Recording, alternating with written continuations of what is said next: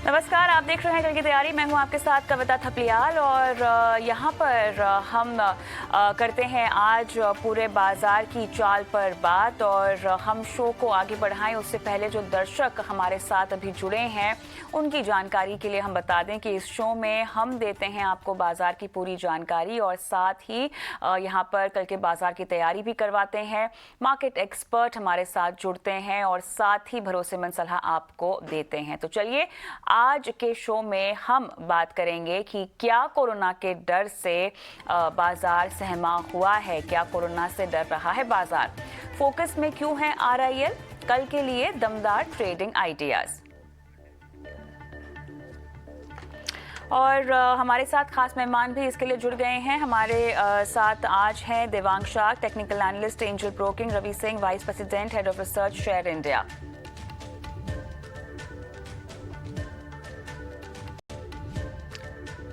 तो चलिए आज लगातार तीसरे दिन भी बाजार की चाल पर हम जाएं उससे पहले कल की तैयारी में अगर आप भी सवाल पूछना चाहते हैं तो व्हाट्सएप नंबर आपकी स्क्रीन पे फ्लैश हो रहा है जिसका आपको ध्यान देना है 9136934056। ये वो नंबर है जहां पर हमें इंतजार रहता है आपके सवालों का।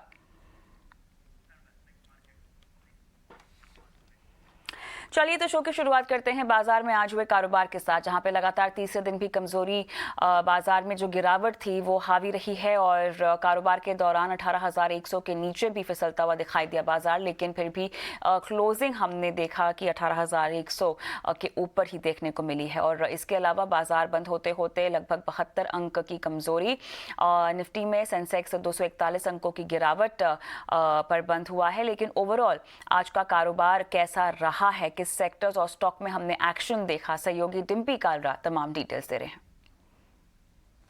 सेकेंड डे था जब मार्केट के अंदर कोविड का असर साफ साफ देखने को मिला। 24 घंटे के बाद ही देश के प्रधानमंत्री भी एक बैठक कर रहे हैं जो कि कोविड को लेकर ही है, हेल्थ मिनिस्टर के बाद। तो इससे इसकी गंभीरता तो पता लगती है। मार्केट भी थोड़ा डरा हुआ है, थोड़ा सहमा हुआ है कि पता नहीं देश के प्रधानमंत्री क्या बात बोल दें। फिलहाल तो भी सिर्फ मास्क तक की बात है, इसलिए बाजार ने आज सेकेंड डे भी गिरावट ही दिखाई है। आज अच्छी बात ये थी कि मार्केट ने गैप अप किया, लेकिन उसके बाद की जो गिरावट थी वो काफ़ी सीवियर थी। एक अच्छी चीज़ और एक बुरी चीज़ लेवल के हिसाब से ज़रूर बताऊंगा। 18,200 का लेवल आज हमने ब्रेक कर दिया जो कि कल की क्लोजिंग थी। कल एक इंपॉर्टेंट सपोर्ट था लेकिन आज हम उसके नीचे क्लोज कर गए हैं। और एक अच्छी चीज़ ये है कि हमने 18,000 को ब्रेक नहीं किया। बैक टू बैक पिछले 3 दिन में 18,400, 18,200 ये दो हमने लेवल्स तो ब्रेक किए, लेकिन थर्ड लेवल ब्रेक होने से बच गया। सिर्फ यही इंपॉर्टेंट है। आज जब देश के प्रधानमंत्री अपनी बात रखेंगे उसके बाद बाजार कुछ दिशा और नए तरीके से ट्रेड आपको करता हुआ दिखेगा। फिलहाल इस बीच आज मार्केट में क्या क्या हुआ, कौन कौन से शेयर चले, वो भी मैं आपके सामने रखता हूं। अगर आज आप देख रहे हैं तो आज फिर से फार्मास्यूटिकल्स के सेलेक्टिव शेयर्स चल रहे थे। कल तो खैर बहुत ज़ोर से चले लेकिन आज थोड़ा सिलेक्शन हो गया था, जैसे कि सन फार्मा आज टॉप लीडर बना। इसके अलावा कुछ इंश्योरेंस के शेयर हैं, एसबीआई लाइफ, ये अच्छा चला। आईटी के अंदर जो स्ट्रक्चरली एक चेंज होता है वो आपको दिख रहा था। और खुदा न खास्ता अगर कोविड सिचुएशन गंभीर होती है तो फिर से आईटी कंपनीज का बोलबाला मार्केट में ज़्यादा हो जाएगा। इन्फोसिस आज ठीक ठाक बंद हुआ है वेटेज के साथ से। सीमेंट कंपनीज में कुछ खरीदारी है। साथ ही साथ अगर आप देखेंगे तो एशियन पेंट्स में भी आज खरीदारी होती हुई दिखी है। आज जो टॉप लूजर्स थे मार्केट के वो था यूपीएल, इस शेयर के अंदर आज परेशान दिखी। एम&एम, ऑटो स्टॉक्स थोड़ा बैकफुट पे अब चले गए हैं। हमने देखा 2-3 दिन से ऑटो स्टॉक्स के अंदर सेलिंग देखने को मिल रही है। बजाज फिनसर्व आज टूटा है। आज आइशर मोटर के अंदर गिरावट आई है। और बड़े प्राइवेट बैंक्स जो हैं जैसे इंडसइंड बैंक, वहां पर आज हमको थोड़ा प्रेशर देखने को मिला। आते हैं छोटे मझोले शेयर्स की कैटेगरी में। जेबीएम ऑटो के अंदर अच्छी खरीदारी आई है, हालांकि उनका यूरोप में भी अच्छा खासा एक्सपोजर है, शायद एक बड़ी वजह रही है।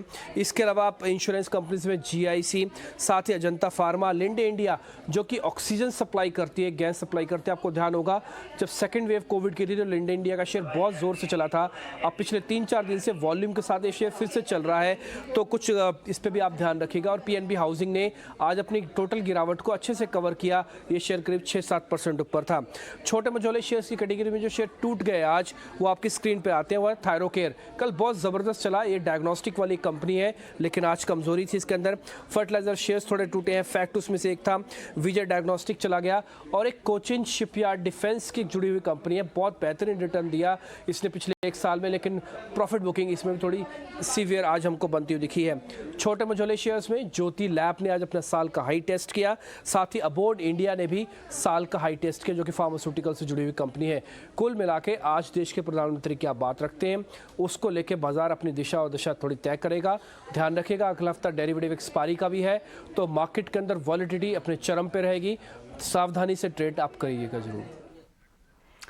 चलिए, डिम्पी ने पूरा मार्केट राउंडअप दिया है, लेकिन अब सीधा जुड़ते हैं हमारे आज के मेहमानों से। दिव्यांग शाह हमारे साथ जुड़ गए हैं, रवि सिंह भी हमारे साथ है। आप दोनों का स्वागत है हमारी इस खास पेशकश में। और आप दोनों से हम दर्शकों के सवाल लें उससे पहले एक एक टेक बाजार की चाल को लेकर। तो दिव्यांग बताएं, अब क्या लेवल्स पर आपको लगता है कि कामकाज होगा, किस ओर बाजार की दशा और दिशा? दिव्यांग, निफ्टी की बात करें तो निफ्टी में ओवरऑल हम देख रहे हैं शॉर्ट टर्म ट्रेंड नेगेटिव है, लोअर टर्म फॉर्मेशन में नाउ ट्रेड कर रहा है निफ्टी। तो हमें लगता है कि हायर लेवल पे वापस हमें करेक्शन देखने मिल सकता है। सो सेल ऑन राइज की स्ट्रेटजी अपनानी चाहिए। ओवरऑल जहां तक लेवल्स की बात करें, निफ्टी फ्यूचर के सपोर्ट है वो है 18,000 एंड 17,950। एक सपोर्ट है निफ्टी फ्यूचर के लिए। जहां तक रेजिस्टेंस की बात करें 18,350, 18,400, ये एक स्ट्रॉन्ग रेजिस्टेंस फेस कर रहा है निफ्टी। ऑलराइट, बैंक निफ्टी को लेकर आप क्या लेवल्स देख रहे हैं? बैंक निफ्टी में लगता है कि ओवरऑल बैंक निफ्टी ने भी अपने सपोर्ट जोन को ब्रेक किया है। हमें लगता है कि और भी इसमें करेक्शन आ सकता है। 42,000 के लेवल देखने मिल सकते हैं। हायर जो रेजिस्टेंस की बात करें 42,800, 42,900 नाउ रेजिस्टेंस है बैंक निफ्टी के लिए। रवि, अभी हफ्ते का आखिरी कारोबारी दिन होगा और उसके बाद लगभग साल का आखिरी हफ्ता होगा। हम देख रहे हैं ग्लोबल बाज़ारों में क्यूज़ के लिहाज से कुछ खास नहीं आएगा, क्योंकि वहाँ पर छुट्टियों का एक माहौल हम बनता हुआ देखेंगे और देख ही रहे हैं। अब ऐसे में भारतीय बाज़ार और जिस तरह से FIIs की सेलिंग बरकरार है, हालांकि DIIs दमखम दिखा के खरीदारी कर तो रहे हैं, आपको लगता है कि बाज़ार की चाल किसी तरह का खास टर्न लेगी या अब हम थोड़ा सा म्यूटेड कारोबार होता हुआ देखेंगे?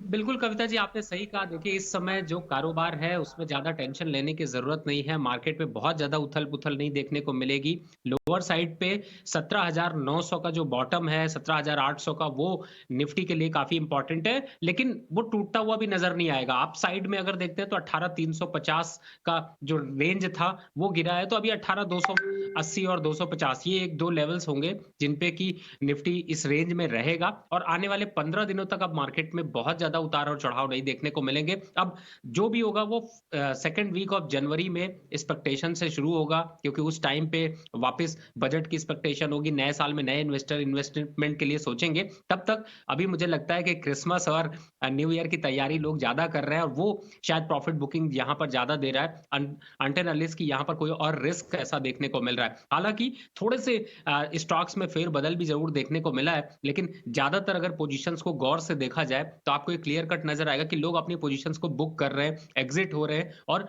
बहुत ज्यादा पोजीशंस बनाने में अग्रेसिव नहीं है। तो यहाँ पे अभी निफ्टी, बैंक निफ्टी या स्टॉक स्पेसिफिक की बात करें तो सभी एक दायरे में कारोबार करते हुए नजर आएंगे। और जो अभी एक्सपायरी का वीक है अगला, उसमें भी बहुत ज्यादा उथल पुथल देखने की जरूरत नहीं नजर आ रही है और ओवरऑल सेंटीमेंट एक सीमित दायरे में बने रहेंगे।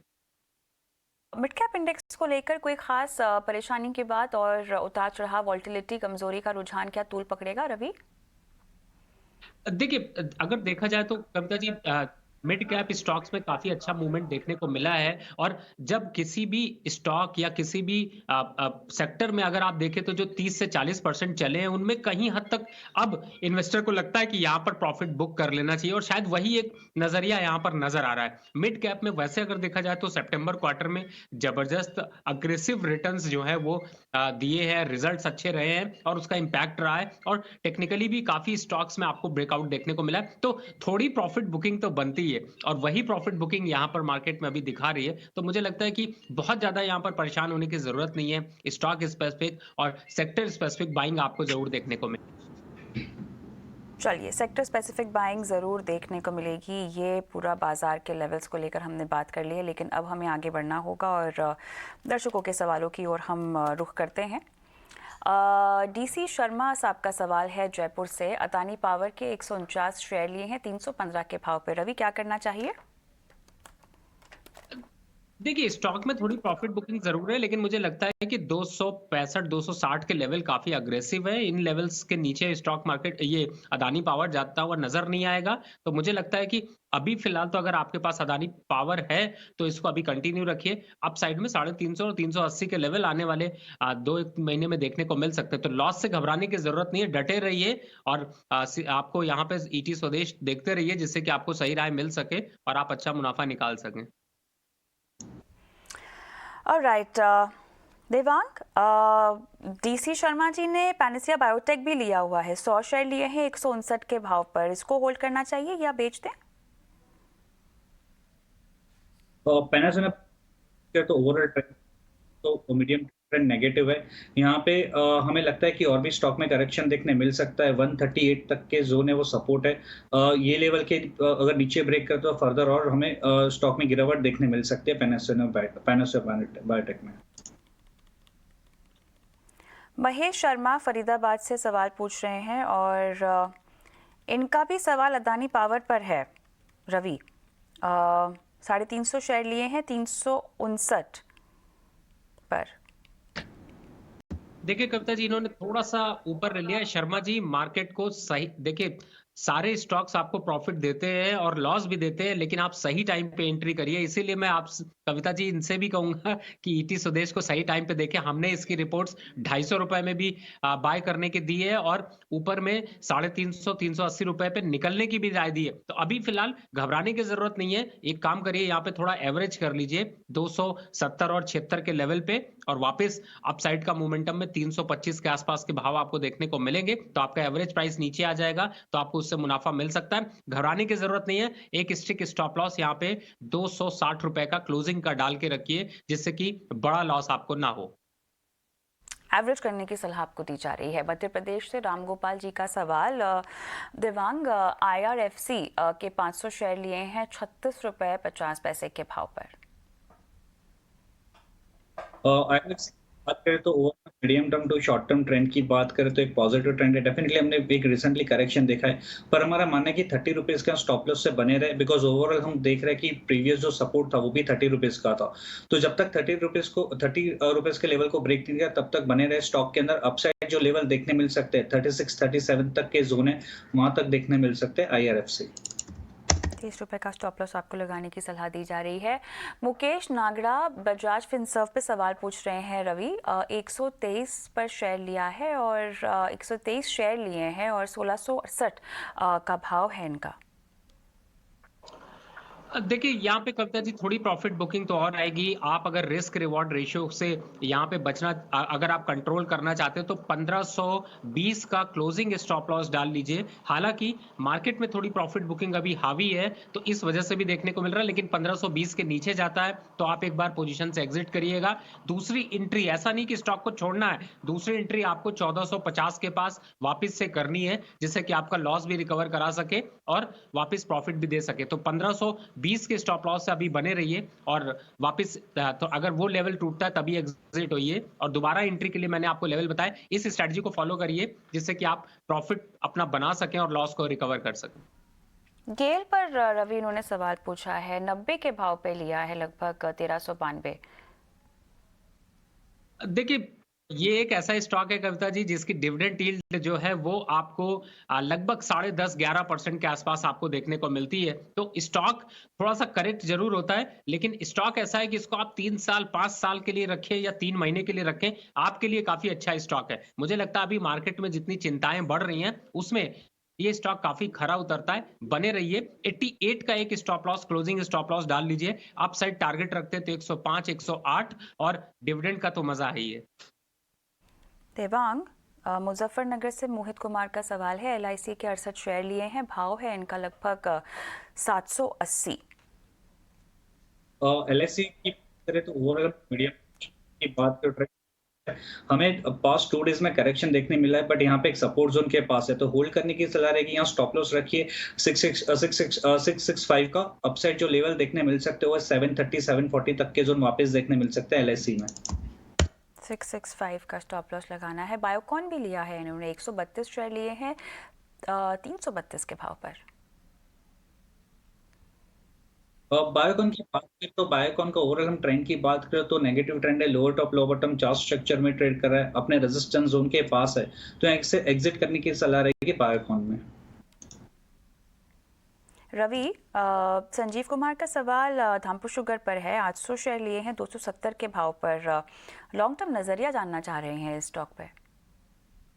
देखिए, शुगर और रेलवे के स्टॉक्स तो तभी अच्छे लगते हैं जब बजट की एक्सपेक्टेशन होती है। वैसे अगर देखा जाए तो अभी धामपुर शुगर, बलरामपुर चीनी, ये सभी स्टॉक्स थोड़े से करेक्टिव मोड में लग रहे हैं, लेकिन ऐसे समय पे नहीं है कि जहां पे आप स्टॉक को निकाल सके। तो मुझे लगता है थोड़ा सा पेन देगा आपको। अभी 215 और 220 के लेवल तक देखने को मिल सकता है, लेकिन उन लेवल्स पे आने पे आपको एवरेज करना है। 200 रुपए का स्टॉप लॉस डालिए, वापस से बजट तक में, यानी कि आने वाले 2 महीने का समय दीजिए। यह स्टॉक आपको 300 रुपए के पास नजर आएगा, तो प्रॉफिट भी अच्छा मिलेगा। पैनिक होने की जरूरत नहीं है, अभी लॉस में घबराइए नहीं, बने रहिए और स्टॉप लॉस को जरूर मेंटेन करिए। स्टॉप लॉस और एवरेज 215 या 220 पे किया जा सकता है, लेकिन थोड़ा सा रुकना होगा। फेनिल शाह का सवाल देवांग वी-गार्ड इंडस्ट्रीज पे 100 शेयर लिए हैं 264 इन्होंने के भाव पे लिए हैं, और ये कह रहे हैं कि लगभग 12 महीने होल्ड किया जा सकता है। विगार्ड की बात करें तो ओवरऑल ट्रेंड की बात करें, फर्स्ट तो एक पॉजिटिव ट्रेंड है, high top high bottom chart structure में ट्रेड कर रहा है, तो यहाँ होल्ड करने की सलाह रहेगी। यहाँ एक स्टॉप लॉस रखिए 252, ये स्टॉप लॉस से बने रहे। अपसाइड जो लेवल है 285 तक के जोन है, वहां तक आते हुए देख सकते हैं विगार्ड इंडस्ट्रीज में। 2 का स्टॉप लॉस 285 तक के लेवल्स देखने को मिल सकते हैं। आशीष का सवाल कोलकाता से, रिस्पॉन्सिव इंडस्ट्री लिमिटेड लगभग 137 रुपये 46 पैसे के भाव पे खरीदा है इन्होंने। रवि, देखिए, इस समय 112 रुपए चल रहा है, आपके कॉस्ट से काफी नीचे है। और आप इससे ज्यादा अगर देखें तो पीयर कंपैरिजन में इसकी इंडस्ट्रीज ने ज्यादा प्रॉफिट दिया है। मुझे लगता है आपको इस स्टॉक से निकलना चाहिए।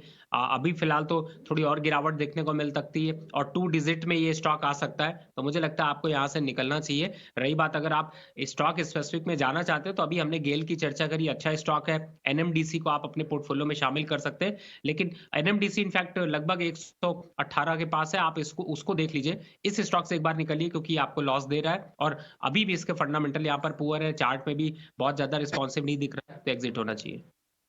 निकल जाइए। केल एनएमडीसी का आपको विकल्प मिला हुआ है, उसमें पैसे लगाने की सलाह। दिल्ली से नरेंद्र कुमार का सवाल देवांग, एचडीएफसी बैंक के लगभग इन्होंने 400 शेयर लिए हैं 1611 के भाव पर। एचडीएफसी बैंक की बात तो ओवरऑल हम एक लॉन्ग टर्म चार्ट की बात करें तो ट्रेंड पॉजिटिव है, मीडियम टर्म चार्ट भी पॉजिटिव है, तो यहाँ पे बने रहने की सलाह रहेगी। एक स्टॉप लॉस रखना चाहिए 1575 का, ये स्टॉप लॉस से बने रहे स्टॉक में। अपसाइड जो लेवल देखने मिल सकते हैं 1680 तक के लेवल्स देखने मिल सकते हैं एचडीएफसी बैंक में। रवि, इन्होंने ना एचयूएल भी लिया हुआ है और 2545 के लेवल पर इन्होंने खरीदारी कर रखी है और बोल रहे हैं लगभग 6 महीने का समय है इनके पास इसे होल्ड करने के लिए। देखिए, एफएमसीजी का फ्यूचर तो पूरा ब्राइट है और इस समय अगर देखा जाए तो आपने एक ऐसा दमदार स्टॉक अच्छे समय पे लिया है। मुझे लगता है कंटिन्यू रखिए। 1 साल का टारगेट देखते हैं तो आपको कम से कम यहाँ से 18 से 20%, यानी कि अगर यहीं से स्टॉक को देखते हैं तो मुझे ऐसा लगता है 3200 के भाव ईयर एंड तक देखने को मिलेंगे। और ये ऐसा भी हो सकता है कि आपको अगले साल का एक बॉम्ब स्टॉक दिखाई दे और एक अच्छे रिटर्न्स के साथ यहाँ पर चलता है। स्ट्रॉन्ग फंडामेंटल के साथ है, क्वार्टर ऑन क्वार्टर ग्रोथ देखने को मिल रही है, थोड़ी सी प्रॉफिट बुकिंग निफ्टी की वजह से देखने को मिल रही है, लेकिन बहुत ज्यादा जो है वो स्टॉक स्ट्रांग है और उसके अगेंस्ट में, तो मुझे लगता है होल्ड करके रखिए। स्टॉप लॉस आप 2500 का डाल लीजिए रिस्क रिवॉर्ड रेशियो को देखते हुए, लेकिन टारगेट 3200 का रखिए। टारगेट और 2500 का स्टॉप लॉस लगाने की सलाह। लेकिन ओवरऑल इस क्षेत्र पर आपका क्या व्यू है? एचयूएल के अलावा अगर किसी को फ्रेश निवेश करना हो रवि, तो क्या रिकमेंडेशन होगी इस सेक्टर में? देखिए, मुझे अगर आप कंपैरिजन करें, मैं नंबरिंग कर देता हूँ, 4-5 स्टॉक ही हैं, एचयूएल, डाबर, गोदरेज कंज्यूमर और मारिको। और इनमें अगर आप एक बार को नंबरिंग करें तो मुझे लगता है डाबर नंबर 1 पे है, दूसरे नंबर पे एचयूएल है, तीसरे नंबर पे गोदरेज कंज्यूमर है और चौथे नंबर पे मारिको आता है। तो अगर मुझे 100 रुपए लगाने हो तो आपके पास अच्छा खासा हमने 33% मार्क्स पासिंग में चाहिए होते थे, तो आप उस हिसाब से डिवीजन करके लगा सकते हैं। और लेकिन प्रेफरेंस रखें कि डाबर और एचयूएल में अपना वेटेज थोड़ा ज्यादा रखें। और ओवरऑल सेक्टर यहाँ से पॉजिटिव है, जिस हिसाब से अभी ग्रोथ देखने को मिली है और साथ ही सितंबर क्वार्टर के रिजल्ट देखने को मिले हैं, एक पॉजिटिव स्ट्रक्चर के साथ स्टॉक्स चल रहे हैं। तो ओवरऑल पूरा एफएमसीजी सेक्टर, और जब भी मार्केट में थोड़ा पैनिक सिचुएशन आता है तो ये हमेशा डिफेंसिव स्टॉक की तरह लगभग कुछ हद तक जो है वो फार्मा सेक्टर की तरीके से बिहेव करने लगता है। तो मुझे लगता है कि लॉन्ग टर्म प्रोस्पेक्ट से ये ऐसे स्टॉक है जिनमें लॉस लेने के बजाय आपको लॉन्ग टर्म पे प्रॉफिट निकालना ज्यादा आसान है। अगर इस क्षेत्र में आपकी दिलचस्पी है तो डाबर एचयूएल पर दाव लगाने का समय है। शैलेश ओझा का सवाल और टीटीएमएल 140 के भाव पर। देवांग, टीटीएमएल की बात तो चार्ट नेगेटिव है। हमने देखा कि सपोर्ट जोन भी ब्रेक किया है स्टॉक के अंदर, तो यहाँ से एग्जिट करने की सलाह रहेगी टीटीएमएल से। नया निवेश अगर करना हो तो अवॉइड करना चाहिए बाइंग के लिए टीटीएमएल। चलिए आगे बढ़ते हैं। सतीश कुमार का सवाल, अनुपम रसायन इन्होंने लिया हुआ है 766.44 के भाव पर। रवि, देखिए पूरा का पूरा जो ऑर्गेनिक सेक्टर है या फिर केमिकल सेक्टर है, कविता जी मैं चाहूंगा कि आप बीच में अपना नंबर जरूर बोल दिया करें, बिकॉज लोग हमें मैसेज करने लगते हैं कि आप हमारे स्टॉक्स को ले लीजिए। तो प्लीज आप नंबर जरूर बीच में चला दिया करें, जिससे कि लोग आपको डायरेक्ट क्वेरी भेज सके। अभी फिलहाल स्टॉक जो है वो काफी पॉजिटिव है और मुझे ऐसा लगता है कि थोड़ा बहुत प्रॉफिट बुकिंग केमिकल सेक्टर में देखने को मिल रही है। घबराने की जरूरत नहीं है, यहाँ पर अभी आप स्टॉक को कंटिन्यू रखिए। अपसाइड के मोमेंटम में देखिए फरवरी तक में काफी हद तक जो है वो केमिकल इंडस्ट्री में एक वापस से बूम देखने को मिल सकता है। तो 2 से 3 महीने का समय लगेगा, लेकिन 630 के स्टॉप लॉस से आप यहां पर स्टॉक को कंटिन्यू रखिए, वापस आपको प्रॉफिटेबिलिटी बनती हुई नजर आएगी। चलिए तो रुकने की सलाह यहाँ पे दी जा रही है। आगे बढ़ते हैं और कल बाजार के लिए अहम ट्रिगर्स क्या हैं ये जान लेते हैं हमारी सहयोगी वामाक्षी से।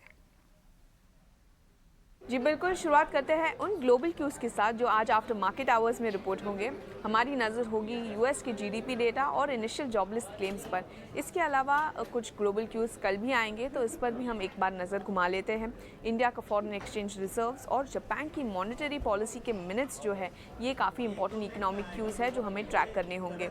कॉर्पोरेट फ्रंट पर क्या एक्शन हो रहा है, हम देखेंगे कि ई क्लर्क्स फोकस में रहेगा। कल आखिरी दिन है ये स्टॉक को खरीदने का, अगर बायबैक इशू के लिए एलिजिबल होना है तो।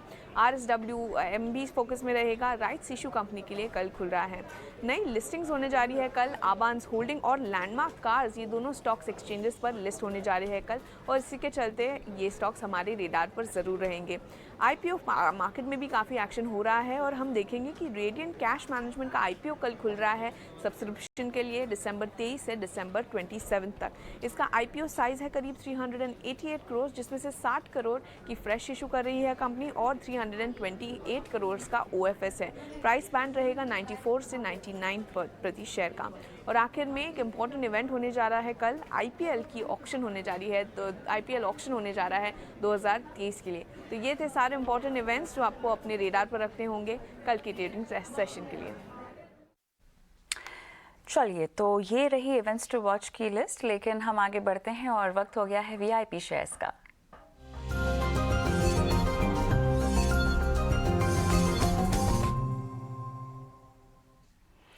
देवांग, आपके पास आऊंगी। सबसे पहले बताएं कौन से हैं वो दमदार VIP शेयर्स। फर्स्ट स्टॉक आएगा टेल के लिए हेवेल्स इंडिया की बात करें तो ओवरऑल चार्ट स्ट्रक्चर नेगेटिव है, lower top lower bottom chart structure में ट्रेड कर रहा है, शॉर्ट टर्म मूविंग एवरेज के नीचे ट्रेड कर रहा है। तो यहाँ पे लगता है कि हमें लगता है कि और भी इसमें करेक्शन इंटैक्ट है। यहाँ स्टॉप लॉस रखना चाहिए 1165, टारगेट है 1104। नेक्स्ट स्टॉक की बात करें फार्मा सेक्टर से, ओवरऑल में देखा है फार्मा सेक्टर्स में काफी हमने देखा है कि एक बाइंग इंटरेस्ट देखा गया है। उसमें ल्यूपिन में ओवरऑल चार्ट स्ट्रक्चर की बात करें तो एक बुलिश पैटर्न देखने मिला है डेली चार्ट पे। मुझे लगता है कि और भी इसमें अपसाइड इंटैक्ट है। स्टॉप लॉस यहाँ रखना चाहिए 748 का, टारगेट है 793। रवि, आपके VIP शेयर्स। देखिए, अब तो एक ट्रेडिंग सेशन बचा हुआ है। आपको क्रिसमस एन्जॉय करना है तो 2 स्टॉक बताता हूँ। पहला है आरईसी, इस समय आप परचेज़ कर लीजिए और साल तक भी अगर रखते हैं तो आपको यहाँ से कम 35% का रिटर्न, और सिर्फ़ कल अगर देखते हैं तो मुझे लगता है कि आपको पार्टी एन्जॉय करने के लिए पैसे दे सकता है। तो आप आरईसी को आप फ़ोकस में रखिए, फंडामेंटल स्ट्रॉन्ग है, डिविडेंड यील्ड 13% से ऊपर है और चार्ट स्ट्रक्चर पे भी अच्छा लग रहा है। दूसरा स्टॉक है, आईटी सेक्टर से दिग्गज है, इन्फोसिस। अच्छा, यहाँ पे मोमेंटम इसने गेन किया है और मुझे ऐसा लगता है कि आप इसको भी बाय करके चल सकते हैं। फ्यूचर में जो लोग ट्रेड करते हैं वो फ्यूचर में कर सकते हैं, नहीं तो आप लॉन्ग टर्म के लिए भी लेना चाहें तो आप स्टॉक ले सकते हैं। 1680 तक ये स्टॉक अब मूव करता हुआ जाएगा। 1480 के नीचे लेवल सस्टेन नहीं करेंगे, तो मुझे लगता है ये 2 स्टॉक्स आपके क्रिसमस को बेहतर और एन्जॉय करने के लिए, पार्टी के लिए पैसे दे सकते हैं। यहाँ पर यूरेन का पूरा बंदोबस्त कर दिया गया है। इसी के साथ देवांग आपका, रवि आपका बहुत बहुत धन्यवाद, समय निकाला और दर्शकों का मार्गदर्शन किया। मुझे भी इजाज़त दें, नमस्कार।